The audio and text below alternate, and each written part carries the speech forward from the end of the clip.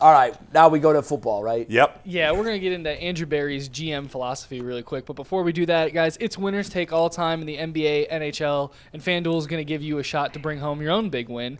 Right now, new customers get $150 in bonus bets with any winning $5 bet. That's $150 to bet on spreads, money lines, player props, and so much more. It's super simple. All you guys have to do is visit FanDuel.com/UCSS and make every playoff shot count. FanDuel, America's #1 sportsbook.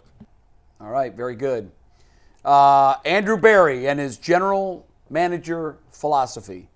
I was a little bit surprised by this, but he basically said his philosophy is he believes in taking chances and that he would rather either be a super conservative or a super aggressive. He doesn't think there's much room for success in the middle, which is interesting. I mean, because you'd think if you were on a continuum of anything, right? If you weren't extreme one way, then if you were extreme one way, you can't imagine that you could be extreme the other way. But he's saying that's the way it would be. What do you make of his comment? Well, I mean, I think he's backed it up. I mean, he's been very aggressive as a GM, and I think as a fan you like that. Now you're not always going to hit. Right. When you take chances and you're aggressive, you're going to screw up sometimes, and ultimately, you know, it's going to come down to Deshaun Watson and can he turn his career back around here in Cleveland? Right. As to whether, but you know, I mean, Andrew Berry, I think has done more good than bad in his time here in Cleveland. And a lot of the chances he's taken, with the Watson one, the biggest one still hanging out there. Yeah. A lot of the other chances he's taken, the aggressive trades he's made, many of them have worked out. I agree. For the better. Now, it doesn't always, like the Elijah Moore thing, that was a bad move. But Amari Cooper was a steal. We'll see with Jerry Jeudy, but he's still no word on the extensions. No, which is very weird. I know everybody that covers this team keeps saying the same thing. Don't worry about it. It's going to get done. I still am in the camp that I believe that. But with every day that passes, I scratch my head a little more and say, what's the holdup? You know what? It's weird. I know what the holdup is. They trying to reshuffle the deck a little bit. Look, you mean with responsibilities? They try. You know how it is when you get, when you operating without a contract, or you operating without a guarantee. There's always a little sense of urgency, right? Even if you know you getting it, right? There's this thing where it's like it puts you at a place where it's like, okay, I gotta perform. They both have a year left, correct? Right, right. So in other words, what you're saying is one of them, or maybe both, might say, we're gonna walk the tightrope. We're gonna Joe Flacco it. We're gonna go into the last year of our deal, and we're gonna prove it, and then we're gonna force someone, to pay us. Because at that point, the rabbit got the gun now. That is so true, G. Right, because now, like, you got to think, and I be trying to tell them, like, look, sometimes, the Duke and knee jerk, I'm kind of zany and out there, but listen, when it comes to, like, listen, this conspiracy theory, it's not even conspiracy theory, it's like, look, you got 2 coaches of the year, right? If you Stefanski and you go into this year and you outperform what you did last year and you don't got the contract, then guess what?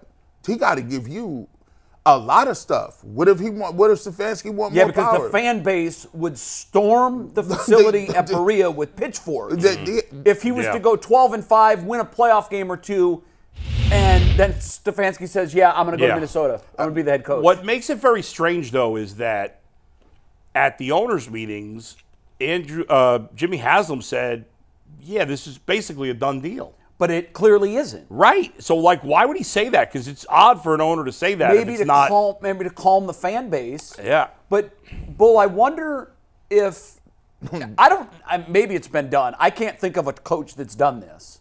I mean, Joe Flacco famously comes to mind. There are other players that have done the same thing to a lesser scale. But what Kevin Stefanski essentially could be doing, and again, we're assuming that maybe something doesn't get done. Right. I'm wondering if there isn't a bruised ego in Berea over the fact that an offensive coordinator was brought in, perhaps on the heels of Kevin Stefanski doing his best job as the offensive coordinator. For people who said no, I don't understand. Like, listen, I saw Kevin Stefanski, right? he came there at lefties to support Deshaun Watson, right? And he did that out of, I'm supporting my guy. Yes, which was huge. So what told me about that is, when you didn't go get the Coach of the Year award, let me tell you something. If they're going to give me a Hemi for something, if they're going to give me an award, and it's my first or second one, I'm showing up with the whole family. The kids, everybody, nieces, nephews. I'm taking all the Michael Jackson impersonator. I got a Michael Jackson impersonator. So for somebody to say, he's not like that. Yeah. But Jim Schwartz went, and Jim Schwartz don't look like that, do he? Jim Schwartz is a coach's coach, a man's man. He don't look like he looked for individual awards, but he was there in that Armani suit. Myles Garrett was there. Like, everybody else was there. Joe Flacco showed up, right? But Kevin Stefanski wouldn't?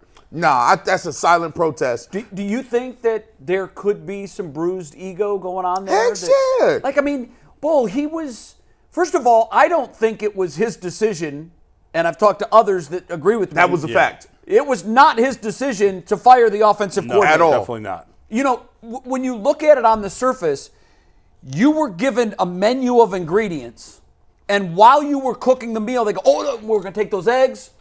You got to find an egg substitute, bro. I don't know what it is. Flour, gone.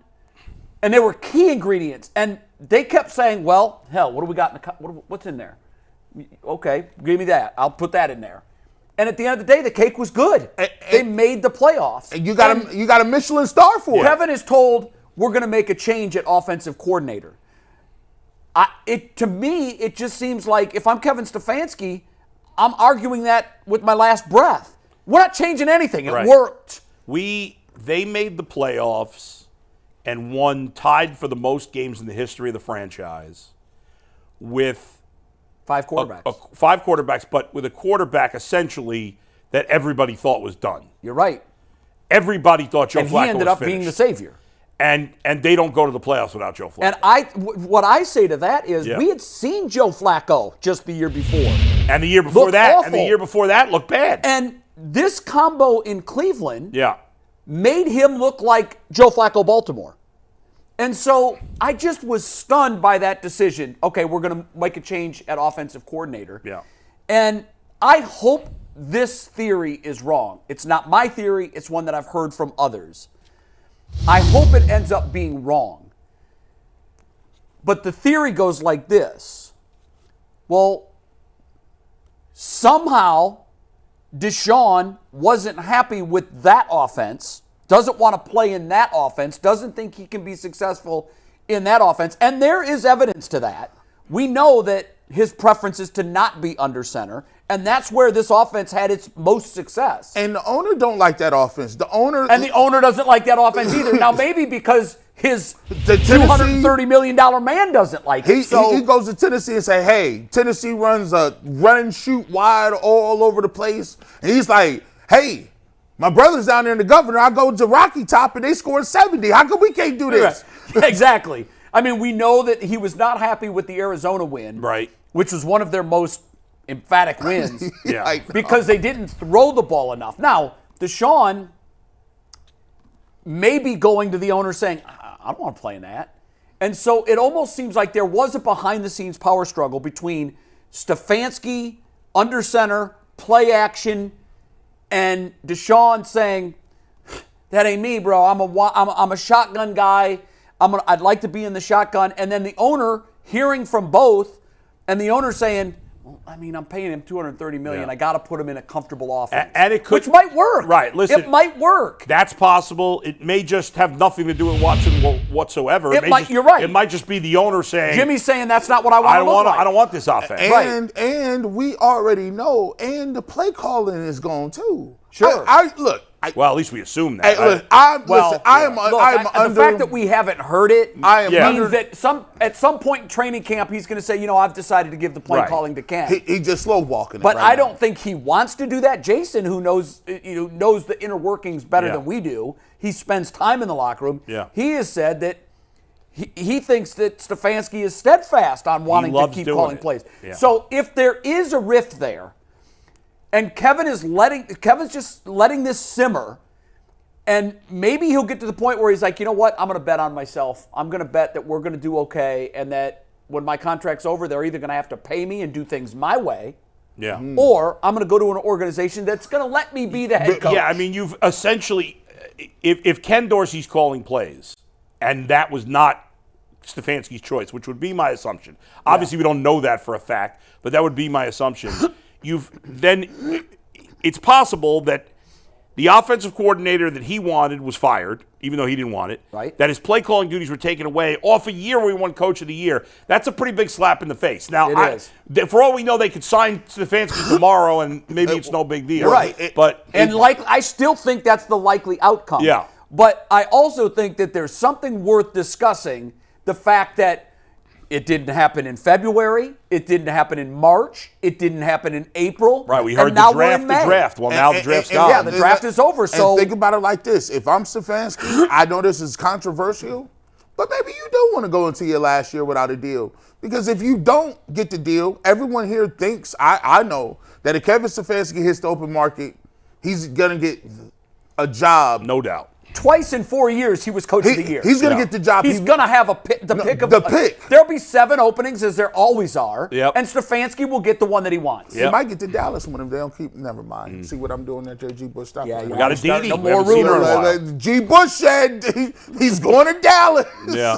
Hey, who knows? Can't get him Everything over the is on hump. the table. We got to ask the D Now about it could this. it could blow up in his face Sure, if he has a bad year. if he has all the injuries again and they finish 6-11.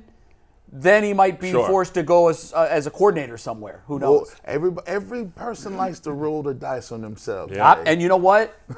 That's what I've done Yeah, in I my mean, life. there you go. I'm all for rolling the dice. And Believe in that's- yourself. And if they don't sign an extension, I'm going to assume that's what happened. That it was his decision and not Jimmy's. But I agree. And we'll see. Stefanski is the kind of person that we'll probably never know. Yep. No. He's not the kind of chance. guy who at a news conference afterwards would say, "Yeah, I was hot that they gave the Dorsey the play calling Right. duties." And you know what? Our next guest is probably going to shed a lot of light on this. Right, and right. I'm thrilled about our next guest.